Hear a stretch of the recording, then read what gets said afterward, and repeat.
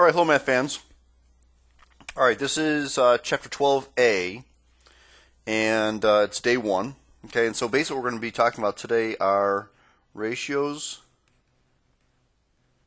and proportions.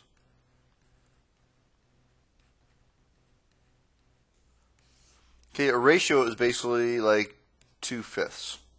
Okay, it's basically a fraction. You might have seen it this way, 2 to 5. Okay, but we're not even going to do that route there. We're going in fraction form. So 2/5, 3/7, whatever. Okay, it's a fraction. And a proportion is basically you're setting a ratio equal to each other. Like 2/5 is how many tenths? Okay, it's equal to 4/10. So that's what a proportion is. It's setting its two ratios equal. Okay, it's pretty easy. Now, obviously, I said to start out with 2/5, and I said, hey, how many tenths is that? And you're like, well, okay, that's easy. It's just 4/10. Okay, and it might not be quite that easy. If I give you something like this, well, actually, let's do it using algebra. Okay, so if I said 2/5 equals x over 10. Okay, well, again, you know it's 4, but I just want to show it algebraically how to do it. Basically, what we're doing here, guys, is we're cross-multiplying. So 5x equals 2 times 10. So 5x equals 20. And I've had people say, well, does it matter which side it goes on? Can I do 2 times 10 is 20 and 5 times x is 5x? No, not at all. Obviously, it doesn't matter, right? Because you can switch around and say 5x equals 20 and still solve it like normal. Okay, and we divide by 5, and x equals 4. Okay, which you guys already told me. But it doesn't always get so, it's not always so easy. What happens if I give you a problem like this? 5 over 7 equals 6 over x. Well, that's not real obvious at all. But, cross multiply. 5 times x is 5x. 7 times 6 is 42. Then we divide by 5 to solve for x. X equals 42 over 5. And guys, you always reduce your fraction, but I don't want any decimals, so no decimals. And really, you don't have to give me a mixed number either. Okay, it's more work. I mean, to say 8 and 2/5, it's a lot more work. You just need to say 42/5, and then you're done. Okay, that's pretty easy stuff. So let's get to some. Now this is only where it was just a fraction over a fraction and a fraction. Let's get something a little more difficult. 2 over x minus 3 equals 5 over 3x.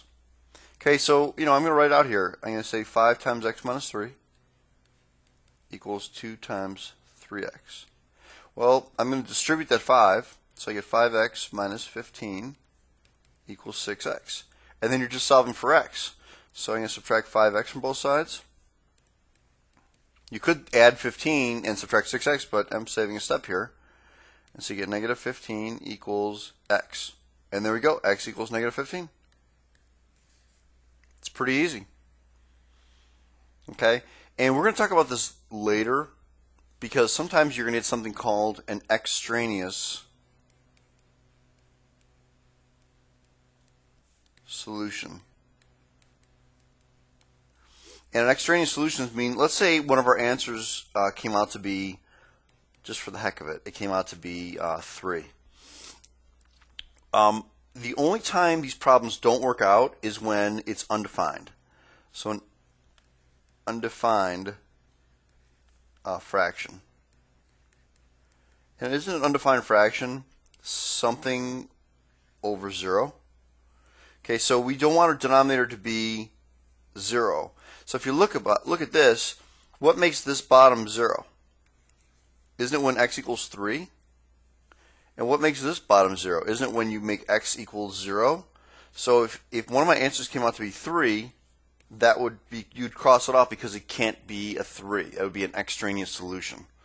Okay, so we're going to talk about that next unit, but those are our extraneous solutions is when it's a number that makes the denominator equal to 0. Okay, so let's do a couple more problems here. Negative 2 over a minus 7. We'll use a different variable here. and that's equals 9, or sorry, is a over 5. A over 5. Okay? Little more challenging, because now you're going to have a times a minus 7 equals negative 10. Okay, well, we're going to distribute, so we get a squared minus 7a equals negative 10. Now, you guys need to realize, as soon as you see an x squared or an a squared, some squared term, you got to move everything over. It's a quadratic, and you're going to have to factor. So I'm going to add 10 to both sides, and I get a squared minus 7a plus 10 equals 0. Okay, so you get a and a. And the numbers, right, the signs are going to be negative, negative, and it turns out to be 5 and 2. So a is equal to 5, a is equal to 2. Do they both work out here? Well, look at that 5. If I put a 5 in here, 5 minus 7, that's good. It's not 0. 2 minus 7, not 0. In fact, the only thing it can't be, think about it. What makes that 0? Well, set it equal to 0 and find out. So a is 7. If one of these answers came out to be 7, you would cross it off. Okay, but otherwise they're all good. And can this be 0 on top? Sure. Because even if you type in your calculator, 0 over 5 is 0. That's good. But 5 over 0 gives you an error. Okay? That's pretty reasonable. Okay, so let's try another problem here. Negative 2 over x equals x plus 1 over x squared. Okay, cross multiplies, so we're going to get negative 2x squared, and we get x times x plus 1. So you have negative 2x squared is equal to x squared. Right, distribute that, x squared plus x. So I'm going to add 2x squared to both sides, and I get 3x squared plus x equals 0. And you guys should know, you got to do greatest common factor first, so I'm going to factor out an x. So I get 3x plus 1 equals 0. Well, x equals 0, and 3x plus 1 equals 0. So solve for x. 3x equals negative 1, and divide by 3x equals negative 1/3. So you got two answers here. But if you look at the original problem, what can't x be? It can't be a 0 on the bottom, right? So literally x can't be equal to 0.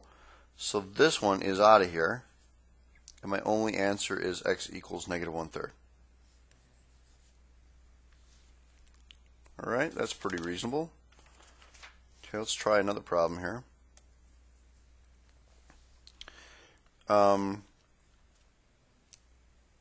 If I said x over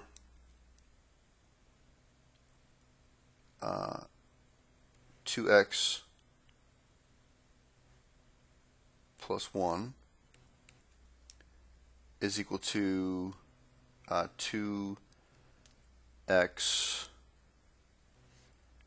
and on top x minus 3. Okay, looks kind of complicated, but this is what's going to happen. It's actually going to turn out kind of nice for us. You are going to have 2x plus 1 times x minus 3, and that's equal to 2x squared, right? It's 2x times x, which is 2x squared. Okay, so what you have to do is you have to FOIL this out. So 2x times x is 2x squared. 2x times negative 3 is negative 6x, plus x minus 3 equals 2x squared. Okay, what's going to happen is you're going to move the 2x squared over, and you have, let's combine like terms. So it's going to be negative 5x minus 3 equals 0. So the x squareds actually cancel out, which actually is pretty sweet. And then we're going to, and once it becomes linear, guys, once there's no longer an x squared, then it's like solving an old algebra problem that we learned back in August. Okay, you're going to add 3 to both sides.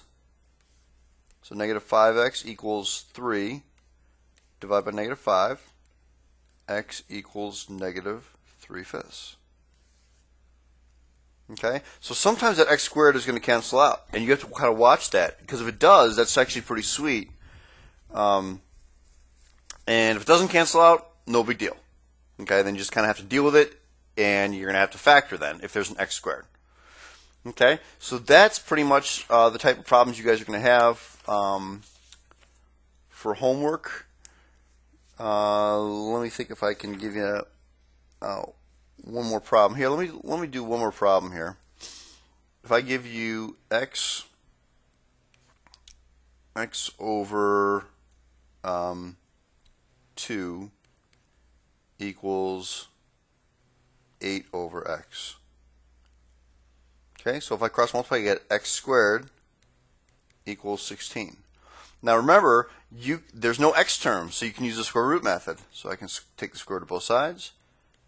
But the only thing you can't forget is plus or minus.